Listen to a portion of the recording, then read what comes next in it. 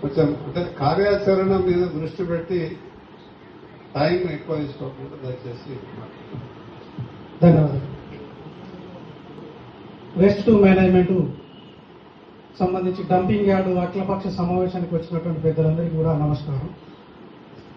ఇది కొంత ఆలస్యంగానే ప్రారంభమైనట్టే. దీనికి సంబంధించినటువంటి ప్రభుత్వ పరంగా అన్ని జరిగిపోయినాక మనం ఈరోజు ముందుకు వచ్చినాం.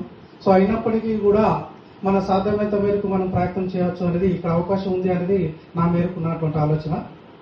ఇది మేము ఆల్రెడీ భారతీయ జనతా పార్టీ తరఫున సిరిసపల్లి గ్రామం వాళ్ళని కలుపుకొని పోయిన సంవత్సరమే దాదాపు ఇది వర్ధన్నపేట నుంచి ఫిబ్రవరి మాసంలో ఆర్డీఓ గారికి వచ్చింది.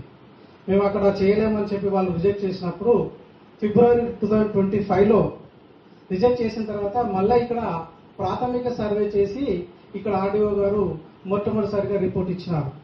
అప్పుడే మేము ఆల్రెడీ ఆగస్టు మంత్లోనే మేము ఒక ప్రోగ్రామ్ తీసుకొని ఆ ఎంఆర్ఓ గారికి ఆర్డీఓ గారికి వినతి పత్రం ఇచ్చినాం. తర్వాత సెప్టెంబర్ మంత్లో కలెక్టర్ గారు కూడా ఇచ్చినాం. ఇది అప్పుడు మేబీ ఆపడానికి ప్రయత్నం చేస్తామని వాళ్ళు అన్నారు. దాని తర్వాత కూడా ఎవరు కార్యాచరణ తీసుకోలే, అంత ఎలక్షన్ మూడ్లోకి వెళ్ళిపోయినాం. సో ఇప్పుడు కార్యాచరణ భాగంగా మీరు చెప్పుకుంటున్నారు కాబట్టి మాకున్న సలహా మేరకు మేము ఆలోచించిన మేరకు అయితే ఒక 5 కమిటీలతోటి దీని మీద ఒక ఉద్యమ రూపకంగా పోగలిగినట్టయితే కొంత మేరకు ప్రయత్నం చేయడంలో సఫలీకృతం కాగలుగుతాం అనేది నా యొక్క ఆలోచన. ఒకటి, టెక్నికల్ గా ఇంతకుముందు హనుమంతరావు గారు చెప్పినారు, టెక్నికల్ కి సంబంధించినటువంటి కొంతమంది మేధావులను కలుపుకొని ఒక టెక్నికల్ అడ్వైజరీ కమిటీగా వేసుకోవాలి.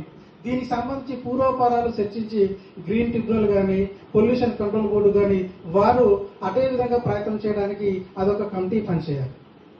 రెండోది, లీగల్ గా ఫైట్ చేయడానికి మీ యొక్క లీగల్ ఎక్స్పర్ట్ ఎవరైతే మన ప్రాంతంలో ఉంటారో వారితోటి ఒక లీగల్ అడ్వైజరీ కమిటీ వేసుకొని వారు ఈ టెక్నికల్ వాళ్ళు ఇచ్చినటువంటి రిపోర్ట్ ఆధారంగా లీగల్ గా వాళ్ళు ఫైట్ చేయడానికి అవకాశం ఉంటుంది. సుప్రీంకోర్టు దగ్గర కూడా మనం పోవడానికి దీని మీద చాలా ఆన్సర్స్ ఉన్నదండి. ఎందుకంటే ఇది మామూలు యొక్క విషయం కాదు.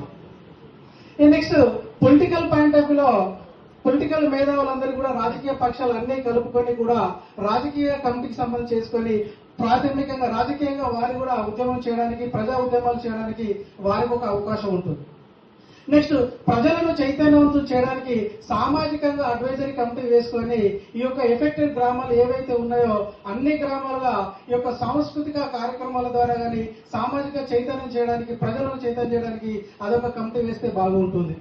ఇక నెక్స్ట్, అన్నిటికంటే ముఖ్యమైనటువంటిది ఎక్కడ కూడా ఏ ఉద్యమంలో అయినా కూడా యూత్ పాత్ర అనేది ప్రధానంగా ఉంటుంది. కాబట్టి యువకులను చదువుకున్నటువంటి విద్యావంతులందరినీ కూడా దీని మీద చైతన్యవంతం చేసి వాళ్ళను కూడా ఒక స్థాయికి తీసుకురాగలిగినట్టయితే ఈ 5 రకాల కమిటీలుగా ఒక పిన్ పాయింటెడ్ యాక్టివిటీస్ గా, ఏదో మామూలుగా అందరూ ఉన్నాం కదా అంటే ఉన్నాగా ఒక కమిటీ వేసుకొని అఖిలపక్షంగా పోరాడితే దీని మీద సాధ్యమయ్యేది కాదు.